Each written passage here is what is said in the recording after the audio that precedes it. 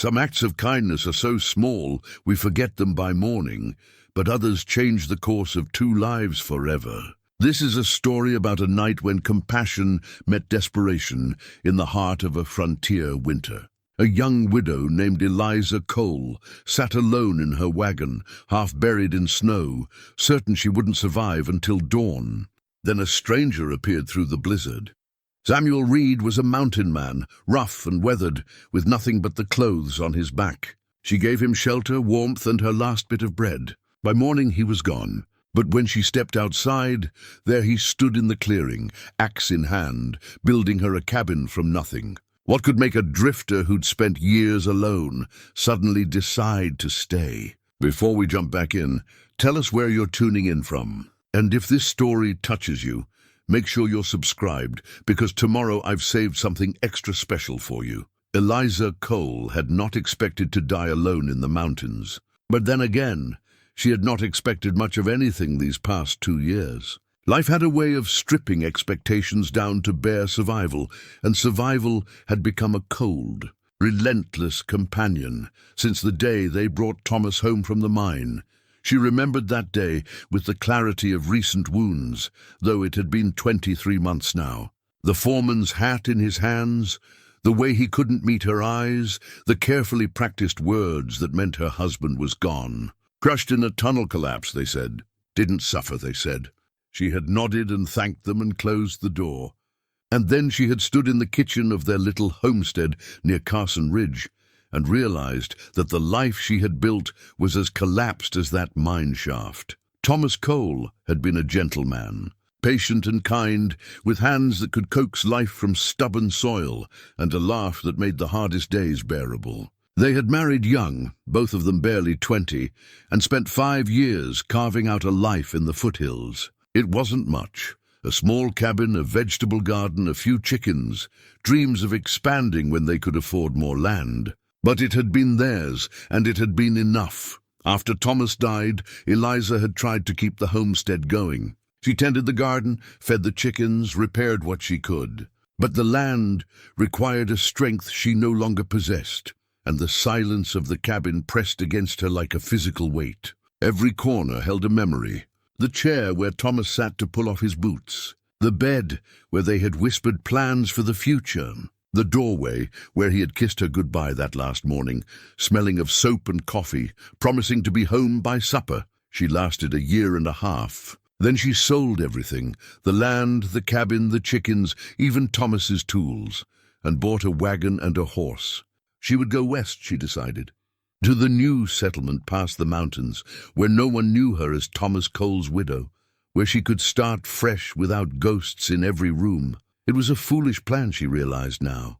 Foolish to travel alone. Foolish to attempt a mountain crossing so late in the season. Foolish to think that geography could outrun grief. The snow had started 3 days into her journey through the pass. Light flurries at first, the kind that dusted the pine branches and made the world look clean and new. She had pushed on, hoping to reach the trading post on the western slope before the weather turned serious. But the storms in these mountains did not give warnings. They simply arrived, sudden and absolute. By the second day of snow, her horse was laboring through drifts that reached its chest. The wagon wheels caught and stuck.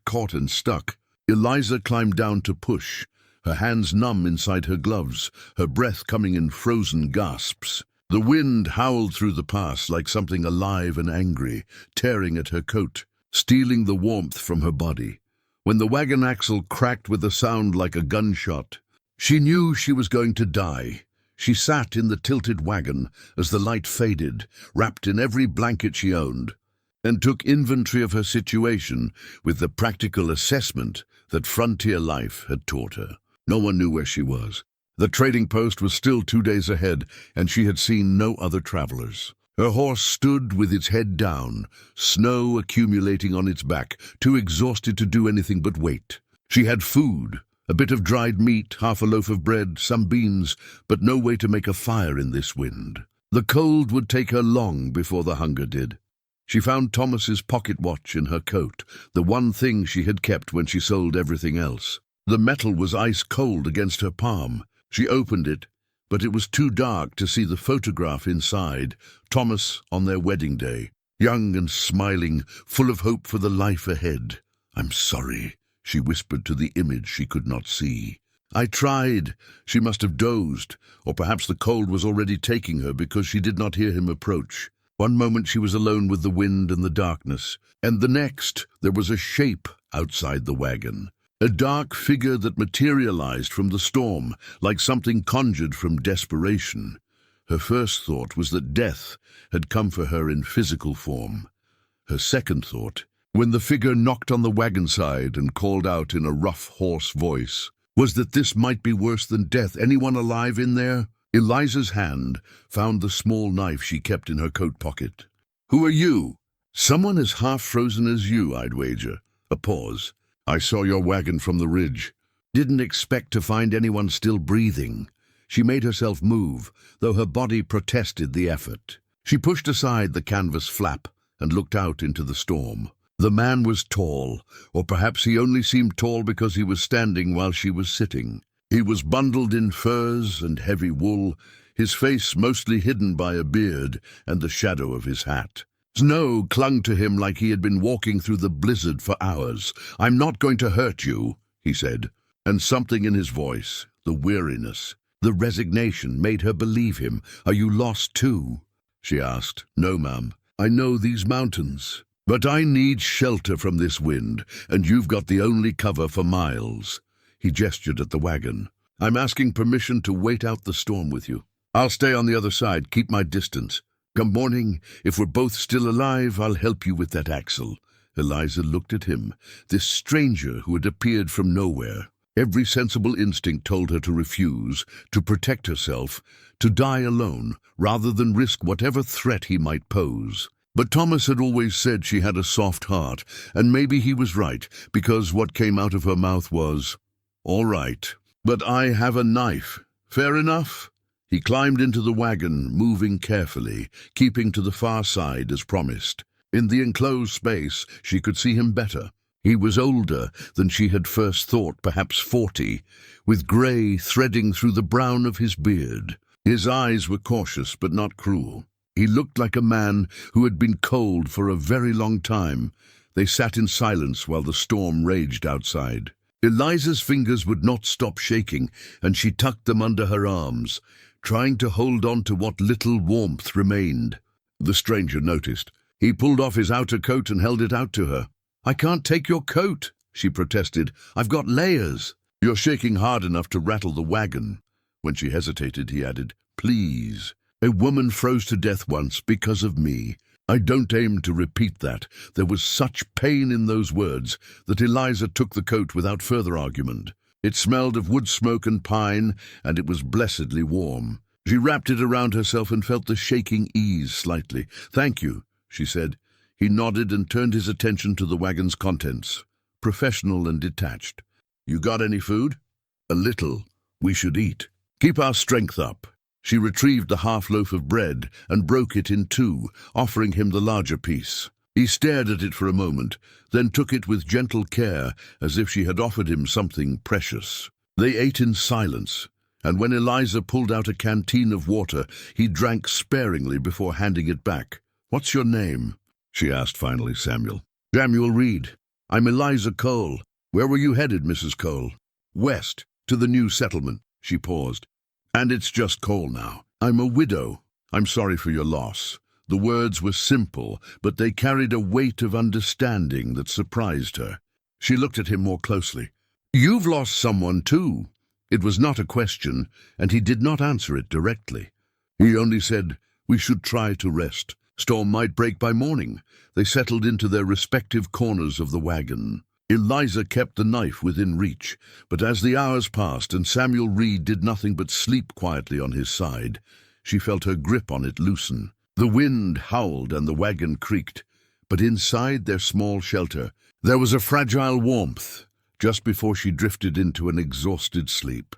Eliza heard Samuel speak softly as if to himself, "Thank you for the bread." When she woke, he was gone and the storm had passed. The morning light was bright and cold, and for a terrible moment Eliza thought she had dreamed him. Then she looked outside and saw him standing in the clearing, axe in hand, and understood that the night in the blizzard had been only the beginning. The dawn was impossibly clear, the kind of crystalline morning that follows a storm and makes the world seem newly made. The sky stretched pale blue above the mountains, and the snow sparkled like scattered diamonds across the valley. Eliza stood in the tilted doorway of her wagon, blinking against the brightness, trying to understand what she was seeing. Samuel Reed stood 50 yards away in a clearing. He must have spent the pre-dawn hours preparing. Trees had been felled. She could see 3 massive pines laid out in parallel lines, their branches already stripped away. He was working on a 4th, his axe rising and falling with a rhythm that spoke of decades of practice. Each strike was precise, powerful, and the sound echoed across the frozen landscape like a heartbeat. She watched him for several minutes, trying to make sense of it. He had not run. He had not taken her supplies and disappeared into the wilderness. He was building something. Eliza pulled on her boots and coat, his coat, she realized, the one he had given her in the night, and made her way through the snow toward him. Her legs were unsteady, and the cold air burned her lungs, but she pushed forward. Samuel saw her coming and paused, resting the axe against his shoulder. Up close, in the full light of morning, she could see the lines of exhaustion on his face. He had not slept. His breath came in white clouds, and sweat dampened his shirt despite the freezing temperature. "What are you doing?" she asked. He looked at her for a long moment, then gestured at the clearing with his free hand. "Building you a cabin." The words were so matter-of-fact that Eliza thought she had misheard. "A cabin?" "Yes, ma'am." "I don't understand." Samuel set the axe down and moved to the logs he had already prepared. He had marked out a foundation in the snow, a rectangle roughly 20 feet by 15. The logs were positioned at the corners, ready to be notched and stacked. It was the beginning of something solid, something permanent. "You saved my life last night," he said, not looking at her. "You gave me shelter when you had every reason to turn me away. You shared your food when you barely had enough for yourself." He picked up a length of rope and began measuring. "I pay my debts." "You don't owe me a cabin," Eliza protested. "You don't owe me anything. I would have done the same for anyone." "I know. That's why I'm doing this." She stared at him, this strange man who spoke in short, declarative sentences and seemed to think that building an entire structure was a reasonable response to sharing a loaf of bread. "I can't pay you." "I'm not asking for payment." "Then why?" Samuel stopped working and turned to face her fully. In the morning light, his eyes were a deep brown, and they held a sadness that seemed to have no bottom. "Because 7 years ago my wife and daughter were caught in a winter storm. They were trying to reach the next town, and their wagon broke down. No one came. No one helped them. By the time I found them, they had been dead for 2 days. The words fell between them like stones into still water. Eliza felt her throat tighten. "I'm sorry," she whispered. "So am I." He picked up the rope again, but his hands were not quite steady. "I've spent 7 years in these mountains, Mrs. Cole, alone, hiding from people, from memories, from everything. Last night, when I saw your wagon in the storm, I thought about walking past, thought about leaving you to your fate, because getting involved with people again meant feeling things I didn't want to feel." He tied off a measurement and moved to the next log. "But I couldn't do it. I couldn't leave you. And when you let me in, when you gave me that bread and your coat and treated me like a human being instead of the ghost I've become, something in me remembered what it felt like to be alive." He looked up at her again, and his voice was rough with emotion. "You're alive because you're strong and because you're kind. You deserve better than dying alone in a broken wagon. You deserve a home. So I'm going to build you one." It's not charity. It's not pity. It's gratitude, and it's the only thing I know how to give." Eliza felt tears freezing on her cheeks. She had not realized she was crying. "I don't know what to say." "You don't have to say anything. But if you want to help, I could use another pair of hands." She looked at the logs, the clearing, the enormity of what he was proposing. "I don't know how to build a cabin." "I do. I'll teach you." And so it began. Samuel showed her how to strip bark from the logs, how to notch the ends so they would fit together, how to judge which trees were straight enough to use. The work was hard, harder than anything Eliza had done since Thomas died, and her hands blistered within the first hour. But there was something deeply satisfying about it, the physical effort, the visible progress, the sense of creating something real. Samuel was a patient teacher. He demonstrated each task first, then watched as she attempted it, offering corrections without criticism. He did not hover or condescend. He simply showed her what needed to be done, and trusted her to do it. They worked through the morning and into the afternoon, stopping only briefly to eat the dried meat from her supplies. The sun climbed higher, and the temperature rose just enough to make the work bearable.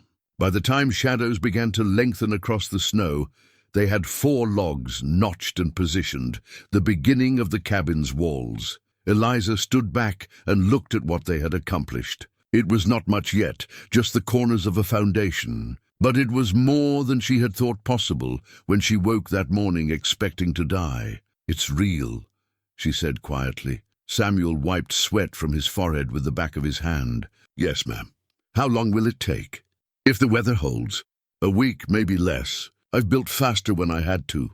You've done this before, many times. I was a soldier once. We built forts and shelters everywhere we went." He paused. "That was a long time ago." There was a story there, Eliza sensed, but she did not press. They had time, if what he said about a week was true. Time to learn each other's histories. Time to understand this strange bond that had formed between them in the space of a single night and a single day. That evening, they made camp near the wagon. Samuel built a fire with the same efficiency he brought to everything else, and they sat on opposite sides of it, eating beans heated in a tin pot. The flames cast dancing shadows on his face, highlighting the sharp angles of his cheekbones, the grey in his beard. "Why did you leave the army?" Eliza asked. Samuel was quiet for so long that she thought he would not answer. Then he said, "Because I killed a man I wasn't supposed to kill, and I ran before they could hang me for it." Eliza's breath caught. "You're a wanted man?" "I expect I am. Though it's been 7 years, and no one's come looking. Most people think Samuel Reed died in these mountains a long time ago." He looked at her across the fire. "If that changes your mind about the cabin, I understand. I can leave tonight." She thought about it. Thought about the gentleness in his hands when he showed her how to notch a log. Thought about the way he had given her his coat without hesitation. Thought about the grief in his voice when he spoke of his wife and daughter. "No," she said finally. "Don't leave. Whatever you did, whoever you were, that's not who I met last night. The man I met was kind and honorable. That's the man I'm choosing to trust." Samuel looked down at his hands, and when he spoke, his voice was barely audible over the crackling fire. "Thank you." They sat in silence after that, but it was not an uncomfortable silence. It was the silence of 2 people who had found something unexpected in each other. Not romance, not yet, but the possibility of it. The promise that maybe, just maybe, broken things could still be made whole. When Eliza finally retreated to the wagon to sleep, she looked back and saw Samuel sitting by the fire, staring into the flames. In his lap was something she had not noticed before, his axe, and he was running his thumb along the handle with absent affection, as if it were an old friend. She understood then that the axe was more than a tool to him. It was the thing that had kept him alive, kept him useful, kept him human, through 7 years of isolation. And now he was using it to build her a home, as she drifted toward sleep, wrapped in his coat that still smelled of wood smoke and pine. Eliza Cole realized that she had not thought about Thomas's pocket watch all day. It was still in her pocket, still cold and heavy against her heart, but for the first time in 2 years, it did not feel like the only thing anchoring her to the world. There was something else now, something being built, 1 log at a time. In the clearing outside her broken wagon, something that looked, impossibly, like a future. By the 3rd day, the cabin walls had risen to waist height, and a rhythm had established itself between them.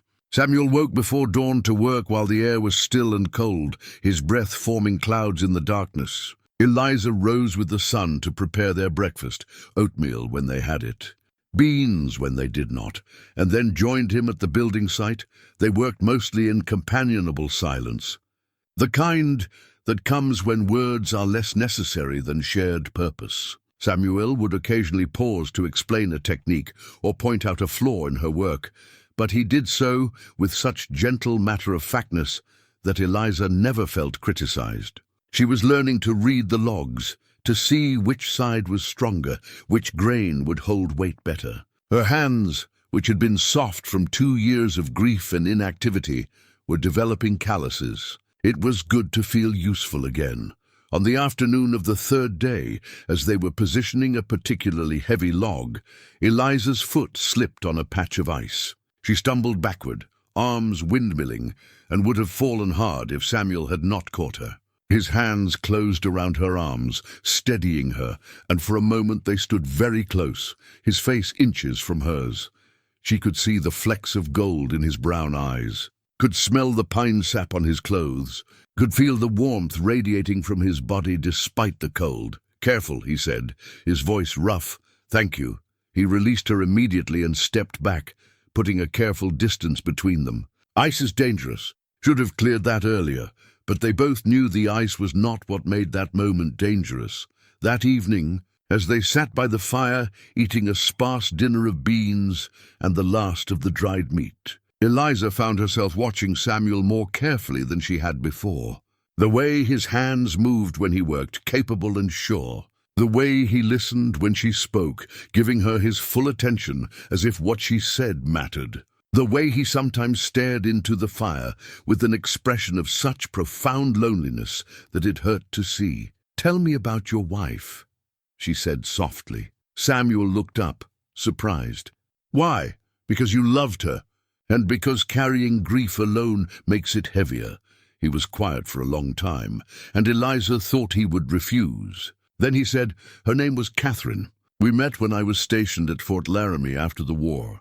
She was a school teacher's daughter, educated, probably too good for a soldier with no prospects. But she said yes when I asked, and we had 7 good years together. You had a daughter, Emma. She was 5 when—" He stopped, swallowed hard. She had Catherine's eyes, green as spring grass. She used to follow me everywhere, asking questions about everything. "Why is the sky blue? Where do birds go in winter? What makes thunder?" A ghost of a smile crossed his face. I didn't know the answers to half of what she asked, but I tried. Eliza felt her own eyes burning. "What happened to them?" "I was away, escorting a supply wagon to the next fort. It was supposed to be a 3-day trip. Catherine decided to visit her sister in the next town over. The weather turned bad, and their wagon broke down." His voice went flat, emotionless in the way that meant the emotion was too large to express. "I found them 4 days later. They had frozen in each other's arms, trying to keep warm. Samuel, the worst part," he continued as if he had not heard her, "was that they were only 2 miles from help. 2 miles. If someone had been riding that road, if anyone had seen them, they would have lived. But no one came. No one stopped. And I spent the next month wondering if things would have been different if I had been there, if I had insisted they wait for me. If I had been the husband and father they deserved, instead of the soldier who was always gone. It wasn't your fault. I know that. In my head, I know that. But knowing something and believing it are different things." He looked at her across the fire. "That's why I left. I couldn't stay in that fort. Couldn't see the other families. Couldn't bear the sympathy in everyone's eyes. So I walked into these mountains, and I've been here ever since." Eliza pulled her coat, his coat, tighter around herself. 7 years is a long time to be alone. It felt appropriate. Punishment for failing them. Catherine wouldn't have wanted that. "No," Samuel admitted. "She would have told me I was being foolish and stubborn, which I am." He poked at the fire with a stick, sending sparks spiraling into the darkness. But it was easier to be alone than to risk caring about someone again, and failing them too. The words hung in the air between them, heavy with implication. Eliza understood what he was really saying, that building this cabin was dangerous for him, that being here with her was dangerous. that everything about this situation threatened the walls he had built around his heart. She wanted to tell him that she understood, that she felt the same fear, that every moment she spent with him made her more aware of the space Thomas had left behind, and that the guilt of that awareness was almost unbearable. But before she could find the words, Samuel stood abruptly. "We're running low on supplies," he said, his tone deliberately practical. "I should make a trip into town. Carson Ridge is the closest. I can get nails, more rope, maybe some glass for a window. How far is Carson Ridge?" "Half a day's walk." "I'll leave at dawn, be back by evening." Eliza felt a sudden sharp fear at the thought of being alone again. "Will you—" She stopped, hating how needy she sounded. "Will you come back?"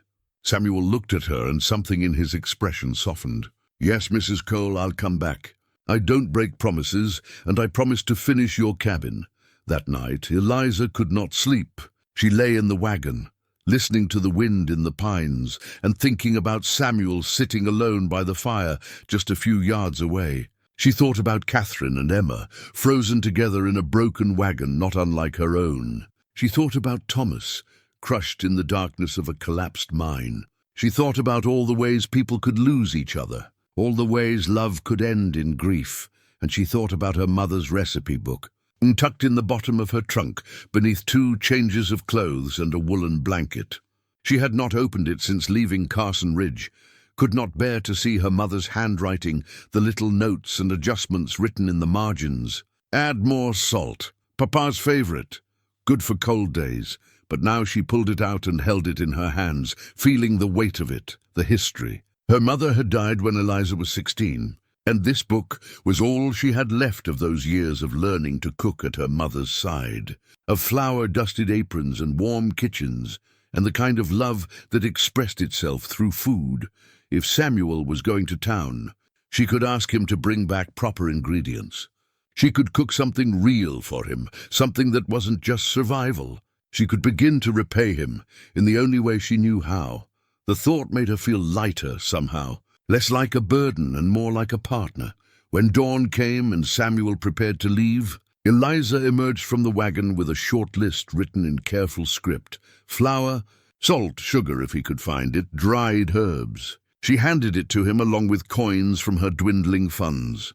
"For dinner," she explained. "When you get back." Samuel looked at the list, then at her, and something warm flickered in his eyes. "You don't have to do this, I know.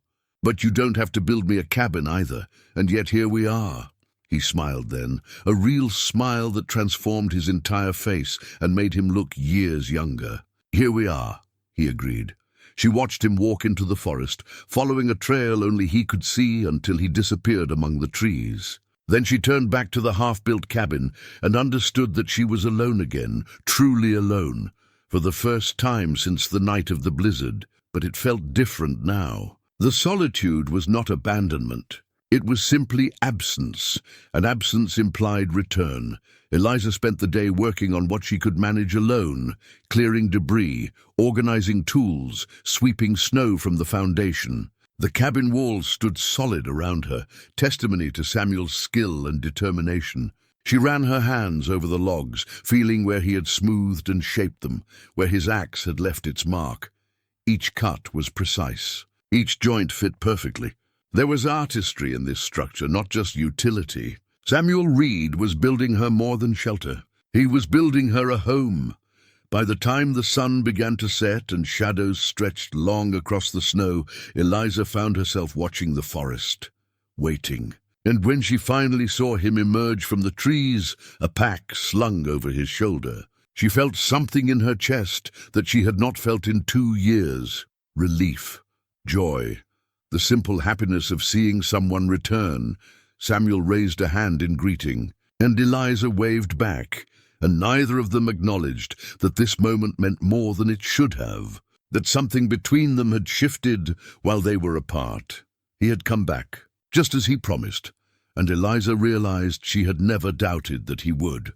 The cabin took shape over the following days, like something growing rather than being built. The walls reached shoulder height, then above their heads, until they stood enclosed by solid logs that blocked the wind, and held the warmth of their fire. Samuel framed in spaces for the windows and the door, measuring twice before cutting, his movements precise and unhurried. Eliza learned to anticipate what he needed before he asked. She would hand him a tool or steady a board while he secured it, their partnership seamless and practiced. They had developed their own language of nods and gestures, comfortable enough with each other now that words were often unnecessary. But there were things that remained unspoken between them. Important things. On the 6th day, as they worked together to lift a roof beam into place, their hands brushed and then tangled together around the rough wood. The beam was in position, secured, but neither of them let go immediately. Samuel looked down at their joined hands, at the way her smaller fingers fit between his larger ones. "And something in his chest ached, Eliza," he said quietly. She looked up at him, and he saw his own confusion and longing reflected in her eyes. "I should go," he said. "When the cabin's done, I should go." "Why?" "Because staying is dangerous. For both of us." "Dangerous how?" He released her hand and stepped back, running his fingers through his hair in frustration. "Because I'm starting to feel things I have no right to feel. Because every day I stay, it gets harder to imagine leaving. Because you deserve better than a man who's running from his past. You don't get to decide what I deserve," Eliza said, her voice steady despite the emotion in it. "I'm a grown woman who survived the worst loss of my life. I think I can determine for myself what's good for me. Can you?" Samuel turned to face her fully. "Because what I see is a woman still wearing her wedding ring, still carrying her husband's watch, still so deep in grief that she tried to die in a blizzard rather than face another day. I won't be a substitute for what you lost. Eliza, I won't be the convenient replacement who happened to be there when you were vulnerable." The words were harsh, harsher than he intended, and he saw them land like blows. Eliza's face flushed and her hands clenched at her sides. "How dare you?" she said, her voice low and furious. "How dare you assume you know what I feel or what I need? Yes, I love Thomas. Yes, I still grieve him. But that doesn't mean I'm incapable of moving forward. It doesn't mean that what I feel when I look at you is just loneliness or desperation. Then what is it?" "I don't know yet." The admission burst from her like a confession. "I don't know what this is between us because it's too new and too frightening and too fast. But I know it's real, Samuel. I know that when you left for town, I spent the whole day waiting for you to come back. I know that when you look at me, I feel seen in a way I haven't felt in 2 years. I know that you make me want to be alive again instead of just surviving." Samuel stared at her, his heart hammering against his ribs. "Eliza, and maybe you're right," she continued, tears streaming down her face now. "Maybe I'm not ready for this. Maybe you're not ready either. Maybe we're both too broken to build anything real. But you don't get to make that choice for me. You don't get to decide that I'm better off alone."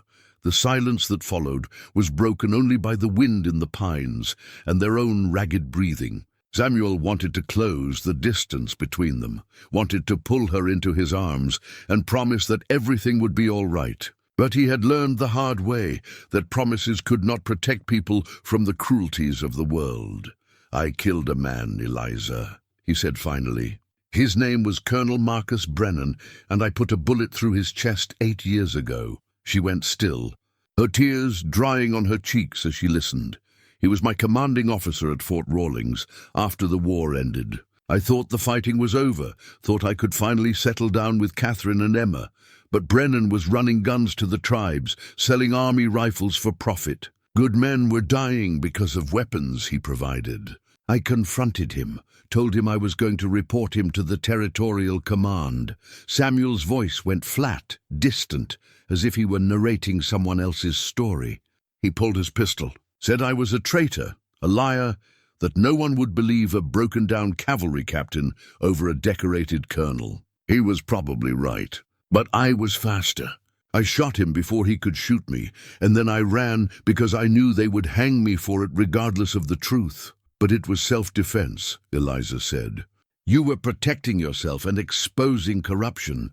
The army doesn't care about nuance. They care about order and chain of command. I killed a superior officer. That's desertion and murder in their eyes, and the penalty is death. He looked at her intently. Do you understand what I'm telling you? I'm a wanted man. If anyone finds me, if anyone makes the connection between the hermit in the mountains and Captain Samuel Reed, they'll arrest me. And if they arrest me, they'll hang me. Then we'll make sure no one finds you. It's not that simple. Yes, it is. Eliza stepped toward him, her chin raised defiantly. You saved my life, Samuel. You built me a home. You showed me that I could feel something other than grief. I'm not going to abandon you now just because there's risk involved. You should. You should tell me to leave and never come back. Is that what you want? Do you want to leave? The question hung between them, demanding honesty. Samuel thought about the mountains, the solitude, the 7 years of self-imposed exile. Then he thought about the last 6 days, the sound of Eliza's laughter when he made an awkward joke, the way she hummed while cooking, the quiet companionship of working side by side, the simple miracle of not being alone. No, he admitted. I don't want to leave, but wanting something doesn't make it right. Maybe not, but maybe it's not wrong either. She reached out and took his hand, her fingers warm against his calloused palm. I'm not asking you to marry me, Samuel. I'm not asking for promises or forever. I'm just asking you to stay long enough to finish the cabin. Stay long enough for us to figure out what this is. Can you do that? He looked down at their joined hands and thought about Catherine, about the guilt he carried, about whether he deserved a second chance at happiness. He thought about Emma's green eyes and her endless questions and the way she used to fall asleep on his lap after dinner. He thought about all the reasons he should say no. All right, he said. I'll stay. That evening, as they sat by the fire after a quiet dinner, Samuel found himself carving again, a habit from his years alone when his hands needed something to do. The wood was a piece of pine, soft enough to work easily, and he was shaping it into a door latch, something functional but beautiful. Eliza watched him work, her expression thoughtful. You have artist's hands, soldier's hands. But I learned carpentry from my father before the war. He said a man who could build was never without purpose. He was right. Samuel turned the latch over, checking the curve, the smoothness. This is for your door. When the cabin's finished, this will be the first thing you touch every time you come home. Our door, Eliza corrected softly. Our home. He looked up at her, startled, and saw the determination in her eyes. She had made a choice, he realized. Despite everything he had told her, despite the danger and the uncertainty, she had chosen to see this through, and maybe, just maybe, he could choose the same. In his pack, forgotten until this moment, was an old tin photograph frame he had carried for years. The photograph inside, Catherine and Emma frozen in time, had been lost long ago, left behind in his flight from Fort Rawlings. But he had kept the frame out of sentiment, out of the superstitious belief that losing it would be a final betrayal. He pulled it out now and looked at it in the firelight. It was tarnished and bent, empty except for memories. What is that? Eliza asked. Something I've been carrying too long. He ran his thumb over the frame's surface. I think it's time to let it go. He did not throw it away or bury it. Instead, he set it carefully on the ground beside the fire, a monument to what was and an acknowledgement that he was ready, finally, to move forward. Eliza understood without him having to explain. She reached into her coat and pulled out Thomas's pocket watch, opened it to show the photograph inside, a young man with kind eyes and a hopeful smile. I'm not forgetting him, she said. I'll never forget him, but I think he would want me to live. I'm sure he would. They sat together in the firelight, two broken people holding on to the last remnants of their past, and something shifted between them. Not closure exactly, but acceptance. The acknowledgement that loving someone new did not erase who they had loved before. It simply meant they had survived long enough to love again. The sound of horses came at dawn, 3 sets of hooves crunching through snow and dead leaves. Samuel heard them first and was on his feet instantly, his body remembering military alertness even after years of civilian life. He moved to the cabin and looked out through one of the glassless window frames, his heart already sinking as he counted riders. 3 men. One wore a badge that caught the early morning light. "Eliza," he called quietly, his voice tight. "We have visitors." She emerged from the wagon, still wrapped in blankets, her hair unbound and falling around her shoulders. When she saw his expression, fear flickered across her face. "What's wrong?" "Law, stay behind me." The riders approached slowly, deliberately, and stopped about 20 yards from the cabin. The man with the badge was older, maybe 50, with a weathered face and sharp eyes that took in the scene with professional assessment. The 2 deputies flanking him were younger, hands resting casually on their holsters. "Morning," the sheriff called. "I'm looking for a man named Samuel Reed." Samuel stepped out from the cabin, moving away from Eliza, drawing the attention to himself. "I'm Samuel Reed." The sheriff studied him for a long moment. "I'm Sheriff Clayton Morse from Carson Ridge. These are my deputies, Collins and Turner. We need to have a conversation with you." "About what?" "I think you know about what, Captain Reed." The use of his military rank sent ice through Samuel's veins. After 7 years, they had found him. Somehow, impossibly, his past had caught up to him. Eliza stepped forward, her voice sharp with protective anger. "What is this about?" Sheriff Morse's expression softened slightly as he looked at her. "You must be Mrs. Cole, the widow who was stranded in the pass. How are you faring?" "I'm well, thank you. Mr. Reed has been helping me." "I can see that." Morse gestured at the cabin. "Fine work. Reed always was good with his hands." He returned his attention to Samuel. "But that doesn't change the fact that I've got a warrant for your arrest." "On what charges?" Eliza demanded. "Desertion from the United States Army, murder of a superior officer." Morse pulled a folded paper from his coat and held it up. "The warrant's 8 years old, but it's still valid." Samuel felt the weight of those words settle over him, like a sentence already passed. He had known this day would come eventually, had accepted it years ago, but standing here, with the cabin behind him and Eliza at his side, he realized how much he had allowed himself to hope that maybe, just maybe, he could escape his past. "Samuel didn't murder anyone," Eliza said, her voice fierce. "He told me what happened. It was self-defense." "That may be, ma'am, but it's not for me to decide. My job is to bring him in, let the territorial courts sort out the truth." Morse's tone was apologetic but firm. "I'm sorry, Reed, I truly am. But I have a duty." "I understand." Samuel's voice was calm, resigned. "Can I have a moment to gather my things?" "Reed," one of the deputies started, his hand moving to his pistol. "Let him," Morse interrupted.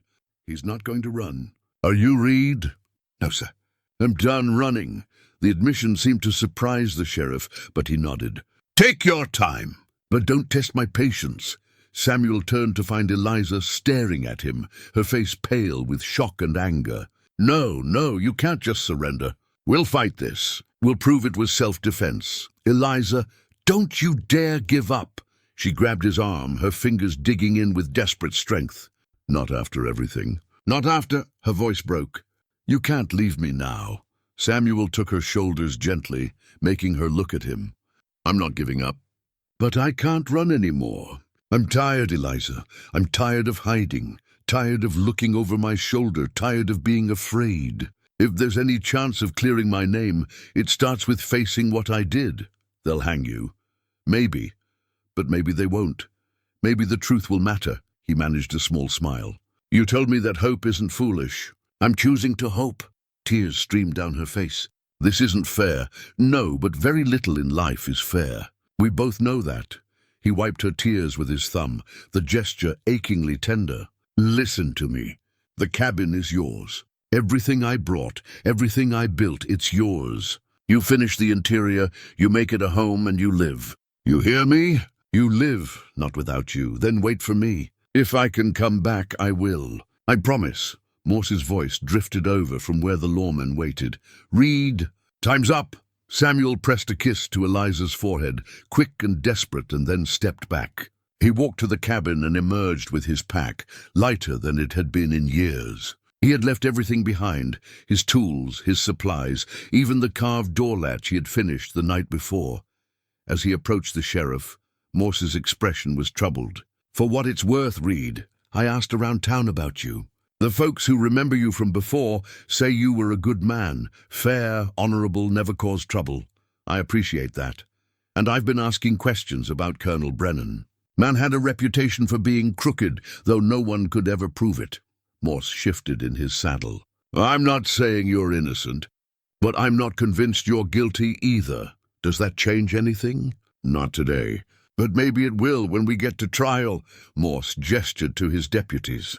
Collins, give him your horse. We'll walk alongside.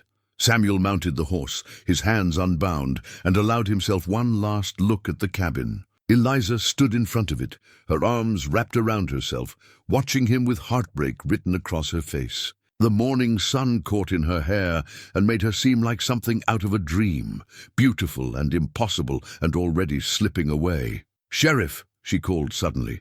How long until there's a trial? Hard to say. Could be weeks, could be months.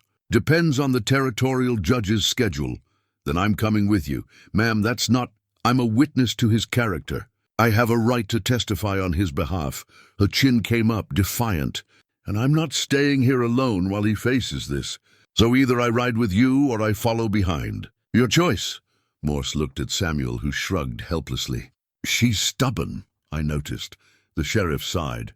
All right, Mrs. Cole, pack what you need. But we leave in 10 minutes, and I won't slow the pace for you. Eliza disappeared into the wagon and emerged with a small bundle and Thomas's rifle. She also carried something else, a leather portfolio that Samuel recognized as the one containing her mother's recipes. What are you bringing that for? Samuel asked as she approached. Because I'm going to write down everything that happened. Every detail, every conversation, every moment from the night we met until now. And I'm going to make sure everyone knows exactly who you are and what you did for me. Her eyes blazed with determination. They want to judge you for one moment 8 years ago? Fine, but they're going to hear about all the moments since then too. Samuel felt something loosen in his chest, some knot of fear and resignation that he had been carrying since he heard the horses approaching. He was not alone. Whatever came next, he would not face it alone. Turner brought a horse for Eliza, helping her mount with professional courtesy. She settled into the saddle with practiced ease, and Samuel remembered that she was a frontier woman, capable and strong despite her grief. They began the journey to Carson Ridge, with Samuel flanked by the deputies and Eliza riding beside the sheriff. As they left the clearing, Samuel looked back one more time at the cabin. The walls stood solid and true, the windows framed and waiting for glass, the door opening onto a life that might never be lived. But it was there. It was real. He had built something that would last beyond himself, and that mattered. Morse noticed him looking. It's good work, Reed. Maybe the best cabin I've seen in these mountains. It was supposed to be her home.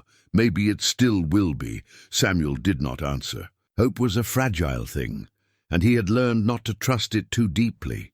But as they rode down the mountain trail with Eliza strong and determined beside him, he allowed himself to believe that maybe, just maybe, this story was not over yet. The morning sun climbed higher, burning away the last traces of mist, and the mountains stretched out around them, beautiful, indifferent, eternal.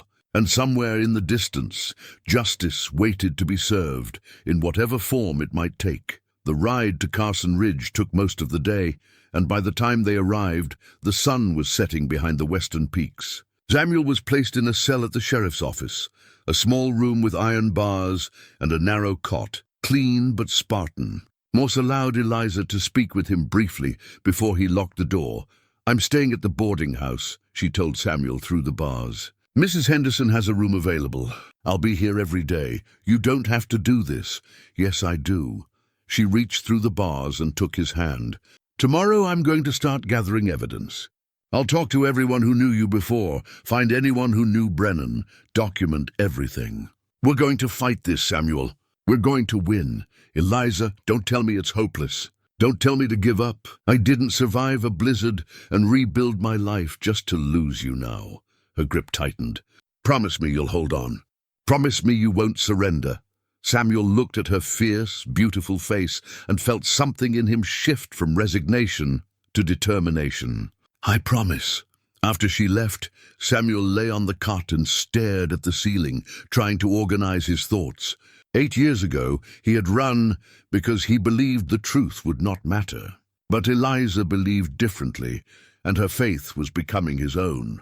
The next morning, Eliza arrived at the sheriff's office carrying her leather portfolio, now filled with paper and writing supplies. Morse, who had developed a grudging respect for her determination, allowed her to use a corner of his office as a makeshift workspace. "What exactly are you planning to do, Mrs. Cole?" he asked as she organized her materials. "I'm going to build a defense, starting with character witnesses." She looked up at him. "You said people in town remember Samuel." "I want to talk to them. All of them." Morse leaned against his desk, considering. "I can't let you interfere with my investigation." "I'm not interfering. I'm conducting my own." She met his eyes steadily. "Unless you're saying I don't have that right." "You've got the right.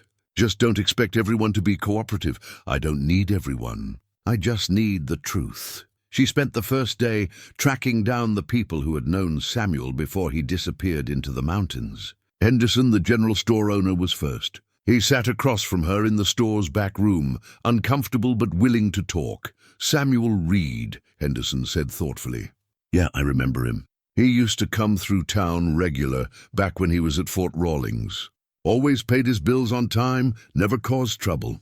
Polite to everyone, even when some folks weren't so polite back." "Why weren't they polite?" Eliza asked, writing quickly. "Well, he was a Yankee, wasn't he? And some folks around here didn't take kindly to Union soldiers after the war. But Reed never pushed it. Just did his business and left." Henderson paused. "I remember him buying supplies for his wife and daughter. Always got them little treats, peppermint sticks, ribbons, things like that. You could tell he loved them. Did you ever hear anything about Colonel Brennan?" Henderson's expression darkened. "Brennan. Now there was a piece of work. Came through here a few times, throwing his weight around, expecting special treatment. Heard rumors about him too." "What kind of rumors?" "The kind you don't repeat without proof. But people talked. Said supplies went missing from the fort. Said weapons ended up in the wrong hands. Nothing anyone could prove, mind you, but smoke usually means fire." Eliza wrote it all down, then had Henderson sign his statement. Over the next 2 days, she interviewed 6 more townspeople, building a picture of Samuel as a decent, honorable man and Brennan as a corrupt officer who inspired distrust. On the 3rd day, she found something more valuable. A retired Army chaplain named Father Michael O'Brien, who had served at Fort Rawlings during Samuel's time there. The old priest lived in a small house on the edge of town, tending a garden that was buried under snow. He welcomed Eliza inside, offering tea and settling into a worn armchair with the air of a man who had been waiting to tell this story for a long time. "Samuel Reed," O'Brien said, when Eliza explained her purpose. "I wondered what became of him. After his family died and he disappeared, I prayed he had found peace." "He found the mountains," Eliza said. "He's been living alone for 7 years.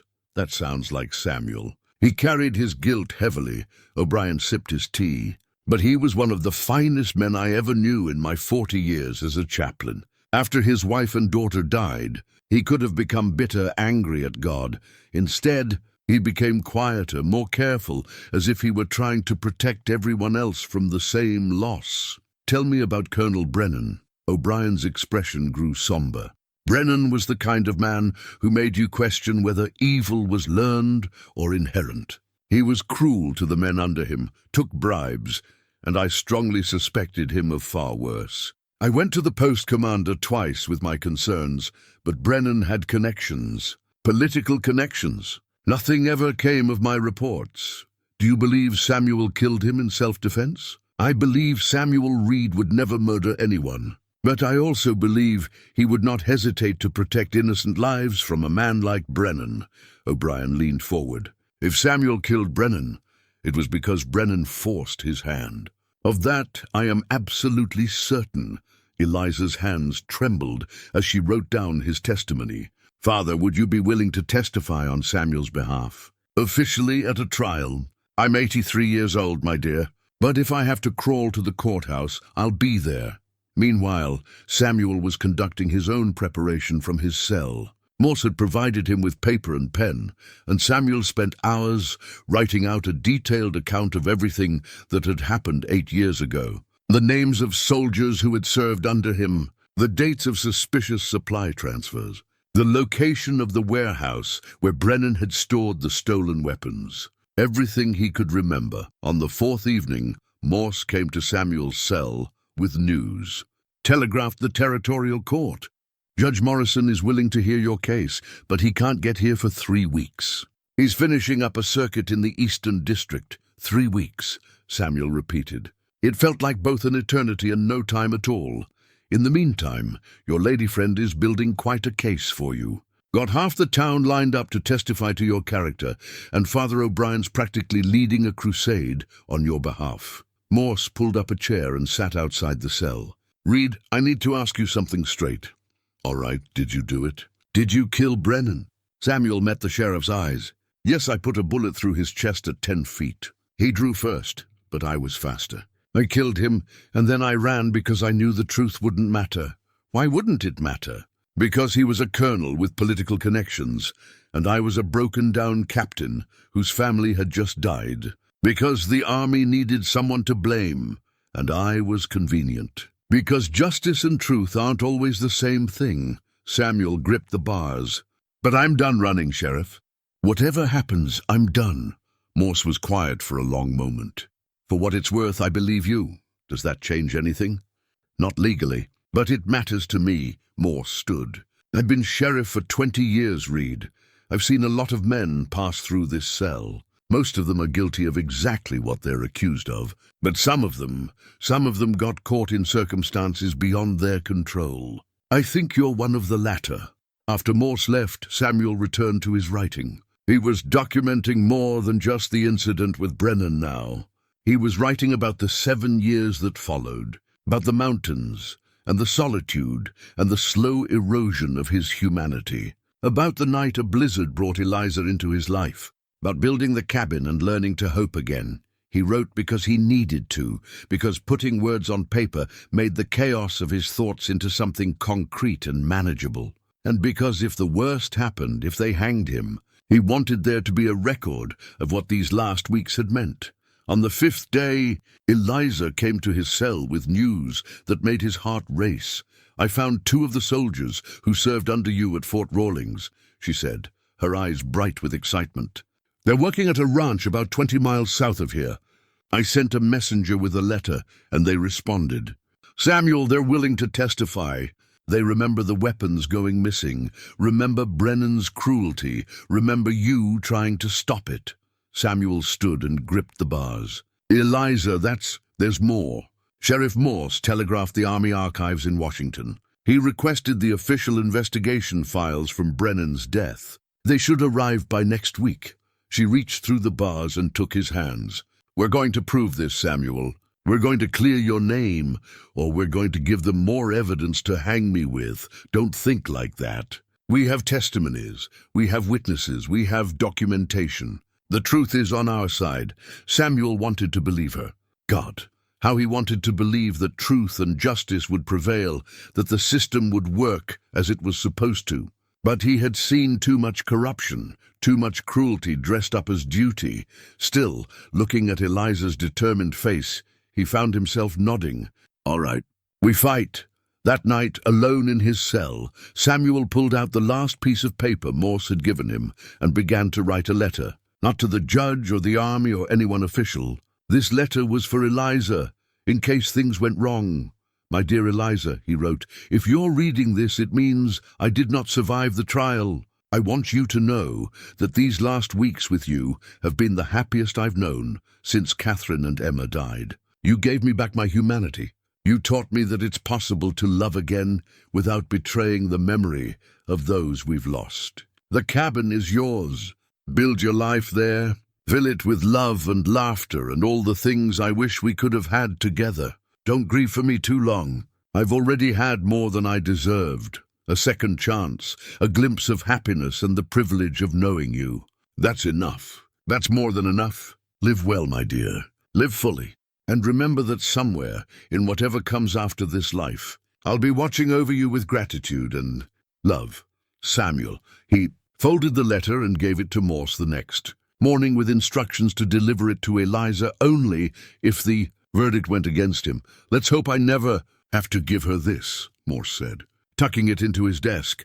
"Let's hope," Samuel agreed. But hope, he was learning, was not the same as certainty. And as the days counted down toward the trial, Samuel found himself suspended between two futures, one where he walked free with Eliza by his side, and one where he walked to the gallows alone. All he could do was wait and trust that the woman who had saved him from freezing to death could somehow save him from this too. Judge Morrison arrived on a Tuesday, 3 weeks to the day after Samuel's arrest. He was a lean man in his 60s with silver hair and the sharp eyes of someone who had spent a lifetime evaluating truth from lies. He set up court in the town hall, the largest building in Carson Ridge, and word spread quickly that the trial would begin the following morning. Eliza spent the night before at the boarding house, unable to sleep, reviewing her notes and testimonies by candlelight. She had organized everything into a leather portfolio: statements from townspeople, Father O'Brien's testimony, letters from the 2 soldiers who had served under Samuel, Samuel's own detailed account of the incident. It was comprehensive, thorough, and she prayed it would be enough. At dawn, she dressed carefully in her best clothes, a dark blue dress that had been Thomas's favorite, and made her way to the town hall. Already a crowd was gathering. News of a murder trial had drawn people from surrounding settlements, curious and hungry for drama. Samuel was brought from the jail in shackles, flanked by Morse and his deputies. He wore clean clothes that Eliza had brought him, and he had trimmed his beard, making him look more like the soldier he had been, and less like the mountain hermit he had become. When his eyes found hers in the crowd, she saw fear there, but also determination. The courtroom, really just the town hall with benches arranged in rows, filled quickly. Judge Morrison took his position at the front, behind a makeshift bench, and called the proceedings to order with a sharp rap of his gavel. "This is a military matter," he began, his voice carrying across the room. "Captain Samuel Reed stands accused of desertion and murder of a superior officer, Colonel Marcus Brennan. These are capital offenses. However, because Captain Reed was not apprehended by military authorities, and because this court has jurisdiction over crimes committed in the territory, we will proceed under territorial law with military consultation." He looked at Samuel. "Captain Reed, how do you plead?" Samuel stood, his shackles rattling. "Not guilty, Your Honor. I killed Colonel Brennan in self-defense after discovering his criminal activities." A murmur ran through the crowd. Morrison banged his gavel. "Order! Mr. Prosecutor, present your case." The territorial prosecutor, a young man named Davies, who had traveled with the judge, stood and laid out the charges with clinical precision. Samuel had abandoned his post. He had killed a superior officer. He had fled justice for 8 years. These facts, Davies argued, were not in dispute. "Captain Reed admits to the killing," Davies said. "The question is not whether he did it, but whether he had justification. The burden of proof lies with the defense to demonstrate that justification existed." Morrison nodded. "Defense?" Eliza stood, her heart pounding. She had no legal training, no courtroom experience, but Morse had helped her organize the case, and Father O'Brien had coached her on how to present testimony. She was all Samuel had. "Your Honor," she began, her voice steadier than she felt. "The defense will demonstrate that Colonel Brennan was engaged in criminal activity, specifically the theft and sale of military weapons to hostile parties. We will show that Captain Reed discovered this activity and confronted Brennan, who then attempted to murder Captain Reed to silence him. The killing was justified self-defense, and Captain Reed's subsequent flight was not cowardice, but a reasonable response to a corrupt system that would not have given him a fair hearing." "Bold claims, Mrs. Cole," Morrison said. "Can you support them?" "Yes, Your Honor. I have sworn testimonies, military records obtained from the archives, and multiple witnesses prepared to testify." Morrison leaned back in his chair. "Very well. Let's hear them." Eliza called her first witness, Henderson from the general store. He testified to Samuel's character, his reputation for honesty, his obvious love for his family. Then came 3 other townspeople, each painting a similar picture. Next was Father O'Brien, who walked to the witness chair with the aid of a cane, but spoke with the clarity and authority of a man who had spent decades in service to truth. Captain Reed was one of the finest officers I encountered. In my 40 years as an army chaplain, O'Brien testified. He was fair, compassionate, and deeply committed to protecting his men. Colonel Brennan, on the other hand, was cruel and corrupt. I reported my concerns about Brennan's activities to the post commander on 2 separate occasions, but nothing was done. Why not? Morrison asked. Because Colonel Brennan had political connections. His uncle was a senator. His brother-in-law was a general. Men like that are protected by the system, regardless of their crimes. Davies cross-examined aggressively, trying to paint O'Brien as a bitter old man with a grudge. But the chaplain remained unshakable. "I have no personal grudge, sir," O'Brien said calmly. "I have only the truth as I witnessed it. And the truth is that Marcus Brennan was a disgrace to the uniform he wore."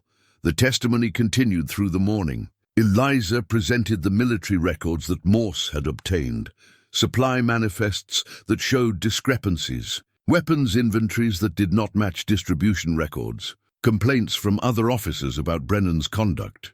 Then came the 2 soldiers who had served under Samuel, Corporal James Mitchell and Private Robert Hayes, both now working as ranch hands, but still carrying the bearing of military men. Mitchell testified first. "Captain Reed was the best officer I served under. He took care of his men, never asked us to do anything he wouldn't do himself. When supplies started going missing, when we started hearing about army rifles showing up in tribal raids, Captain Reed investigated. He kept detailed records, tried to report it through proper channels."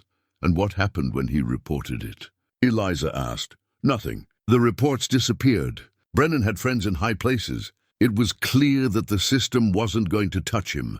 Mitchell's jaw tightened. "The day Brennan died, I was on patrol near the supply warehouse. I heard the confrontation, heard Brennan threaten the captain, heard him say he'd see Captain Reed hang before he let him ruin his reputation.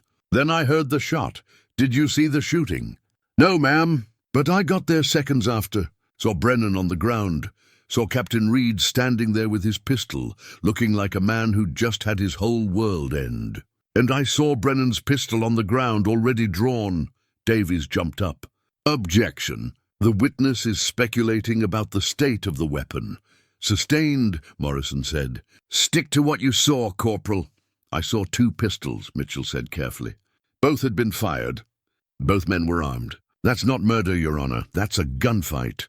Hayes corroborated Mitchell's testimony, adding details about Brennan's cruelty and the atmosphere of fear he created among the enlisted men. By early afternoon, Morrison called a recess. Eliza found Samuel in a small holding room adjacent to the courtroom, still shackled but allowed to sit. "You're doing well," he told her. "Better than any lawyer I could have hired. It's not over yet. Davies hasn't presented his case. He doesn't need much of a case. I confessed to the killing, but the context matters. The judge is listening, Samuel." "Really listening?" She sat beside him, as close as the chains would allow. "When I testify, I'm going to tell them about the cabin, about who you've been these last few weeks. They need to see all of you, not just the moment you pulled the trigger." When court reconvened, Davies called his witnesses. They were few but impactful. Brennan's widow, who wept as she described her husband's death. A major from Fort Rawlings, who testified that Samuel had abandoned his post without permission. An army investigator who confirmed that Samuel was listed as a deserter and fugitive. But under Eliza's cross-examination, cracks appeared in their testimony. Brennan's widow admitted she had not seen her husband in the 6 months before his death, that he kept his military life separate from his home. The major acknowledged that complaints had been filed about Brennan's conduct, though he could not recall specific details. The investigator conceded that the original investigation had been cursory at best, conducted in just 3 days. Then Eliza called Samuel to the stand. He walked forward with dignity despite the shackles. took the oath, and sat facing the judge and the assembled crowd. Eliza approached him gently, aware that every eye in the room was watching. "Captain Reed, tell us what happened on the day Colonel Brennan died." Samuel's voice was steady as he recounted the events. The discovery of the discrepancies in the weapons inventory, the weeks of investigation, the evidence he had gathered, the decision to confront Brennan directly when his official reports were ignored. "I went to the supply warehouse where Brennan conducted his illegal transactions," Samuel said. "I told him I knew what he was doing, that I had proof, that I was going to take it to the territorial governor since the army wouldn't act. He laughed at me, said no one would believe a grieving widower over a decorated colonel. Said my family had died because God was punishing me for being a weak soldier." Eliza saw Samuel's hands clench. "What happened next?" "He drew his pistol. Told me I wouldn't leave that warehouse alive. I drew faster. I shot him in the chest. He died within minutes." Samuel's voice was flat now, reciting facts. "I could have stayed, could have tried to explain, but I knew how it would look. An enlisted man dead, a captain holding a smoking gun, no witnesses except me. So I ran. I've been running ever since, until you met me," Eliza said softly. "Until I met you." She held his gaze for a long moment, then turned to the judge. "Your Honor, I'd like to testify now. About who Captain Reed has become in the years since that day?" Morrison nodded. "Proceed." Eliza took the stand and told her story. The blizzard, the broken wagon, the certainty that she would die alone, Samuel's appearance and his kindness, the cabin he built with his own hands, the patience he showed as he taught her carpentry, the grief they shared and the hope they discovered. "He saved my life," she said, her voice ringing clear, "not just by giving me shelter that night, but by giving me a reason to keep living. He built me a home when he could have walked away. He stayed when he could have run. He chose to face his past instead of hiding from it. That's not the action of a murderer, Your Honor. That's the action of a man who has spent 8 years trying to atone for something he shouldn't have to atone for in the first place." Davies cross-examined her aggressively, trying to paint her as biased, as emotionally compromised, as someone who would say anything to save the man she loved. "Isn't it true, Mrs. Cole, that you've developed romantic feelings for the accused?" He pressed. "Yes," Eliza said without hesitation. "I love him, but that doesn't make my testimony less true. Everything I've told you happened. The cabin exists. The kindness exists. The man you're trying to condemn is the same man who took a grieving widow and gave her hope. You can verify every word I've said." Morrison called for a brief recess and retired to consider the evidence. The waiting was agony. Eliza sat beside Samuel, their hands clasped through the bars of the holding area, neither speaking because there were no words left. After 2 hours, Morrison returned. The courtroom fell silent as he took his seat and arranged his notes. "I've reviewed the testimony and evidence presented by both sides," he began. "This is a complicated case involving events that occurred 8 years ago, with limited physical evidence and conflicting accounts. However, certain facts are clear. Colonel Marcus Brennan was engaged in criminal activity. Multiple witnesses have testified to this, and the military records support it. Captain Reed did attempt to report this activity through proper channels and was ignored. When he confronted Brennan directly, Brennan drew a weapon first. While we have only Captain Reed's word for this, it is corroborated by the testimony of Corporal Mitchell, who arrived immediately after the shooting and observed both men's weapons drawn and discharged." Morrison paused, looking directly at Samuel. "Captain Reed, you killed a man. That is not in dispute. But the circumstances suggest you acted in self-defense against a corrupt officer who had threatened your life. The subsequent desertion, while technically a military offense, was a reasonable response to a situation where you had no faith in receiving justice through official channels." He picked up his gavel. "On the charge of murder, I find the defendant not guilty. The killing was justified self-defense. On the charge of desertion, I find extenuating circumstances. The sentence is time served, 8 years as a fugitive, plus 5 years probation, during which you must report quarterly to the territorial authorities and may not leave the territory without permission. You are free to go, Captain Reed, but you are not free to run anymore. The gavel fell, and the courtroom erupted. The shackles came off in the holding room, and Samuel stood rubbing his wrists, still not quite believing it was over. Eliza threw herself into his arms, and he caught her, holding her tight enough that he could feel her heartbeat against his chest. "You did it," he whispered into her hair. "You saved me." "We saved each other," she corrected. Morse appeared in the doorway, smiling. "Congratulations, Reed. Looks like you're a free man." "Not entirely free. 5 years probation.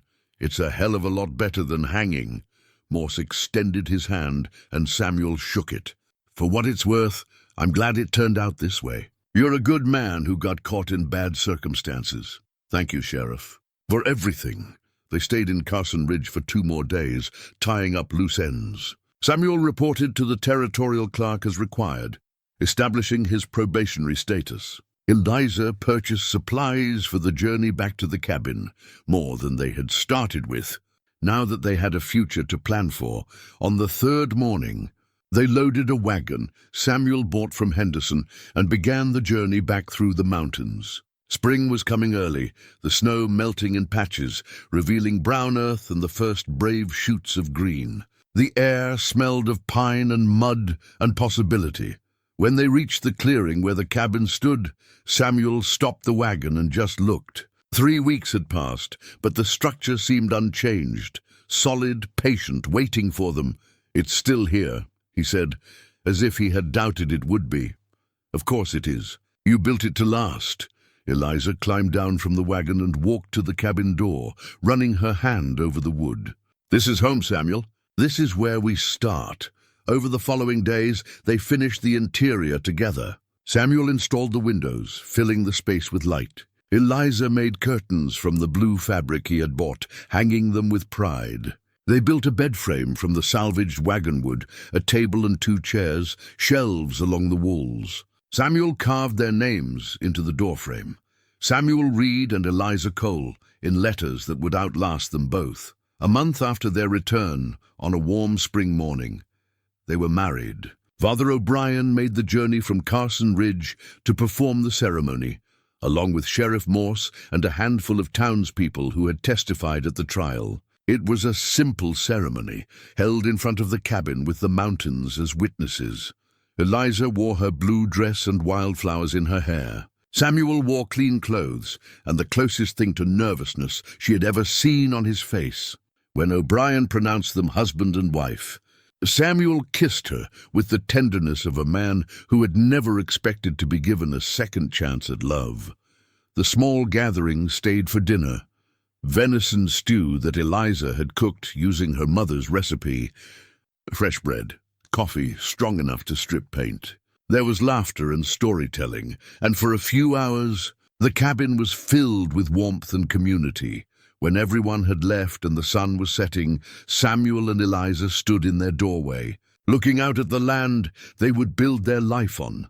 "I have something for you," Samuel said. He disappeared inside and emerged with a carved wooden sign. The letters were beautifully rendered, each one perfect. "Reed and Cole. It's for above the door," he explained.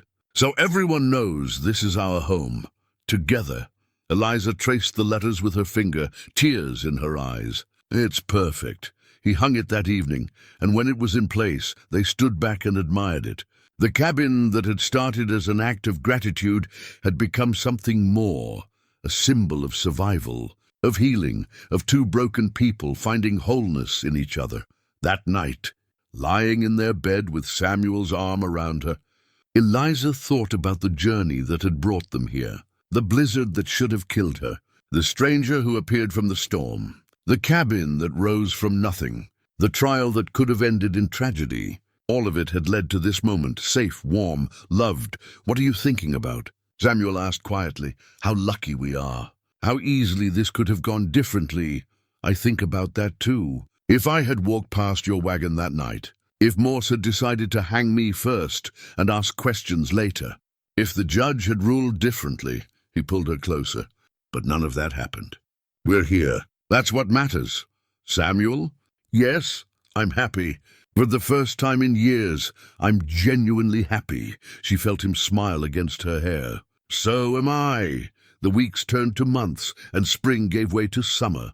They planted the garden Samuel had bought seeds for, watching as tomatoes and beans and squash pushed through the soil. Samuel built a barn, then a chicken coop. Eliza established relationships with the townspeople, trading eggs and vegetables for supplies they could not produce themselves. The cabin expanded, a lean-to for storage, a covered porch where they could sit in the evenings, a small workshop where Samuel could pursue his carpentry. Each addition was built with care, with the same attention to detail he had brought to that first cabin wall.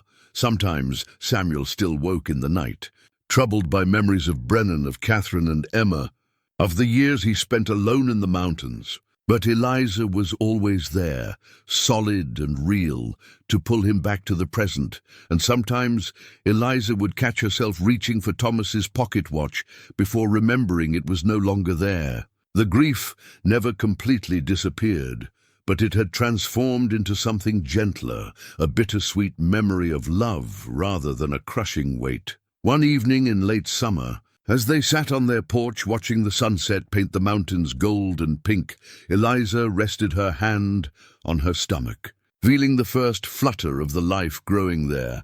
"Samuel," she said softly, "I have something to tell you." He turned to her, and she saw the immediate understanding in his eyes, followed by joy so pure it took her breath away. "A baby! A baby!" He pulled her into his arms, holding her as if she were made of something precious and fragile. "Thank you," he whispered. "Thank you for this, for everything." They sat together as darkness fell, thinking about the child who would be born in this cabin, who would grow up surrounded by mountains and love, and the story of how their parents found each other in a blizzard. Samuel looked up at the sign above their door, Reed and Cole, and thought about how much those words meant. Not just two names joined by an ampersand, but two lives that had been shattered and rebuilt into something new, something stronger for having been broken. The cabin stood solid around them, testament to what could be built from kindness and determination. And in the distance, the mountains watched over it all, eternal and patient, as they had watched over countless other stories of survival and love. Some acts of kindness, Eliza had said on that first day, changed the course of two lives forever. She had been right. One night in a blizzard, one loaf of bread shared, one stranger who refused to walk away. And from that, an entire life had grown. Not perfect, not without scars, but real and solid, and theirs. As the stars emerged overhead and the night sounds of the forest began their symphony, Samuel and Eliza sat together in the home they had built and knew they had found something rare, a second chance, hard-won and deeply cherished, and that, they both understood, was worth every struggle it had taken to get here.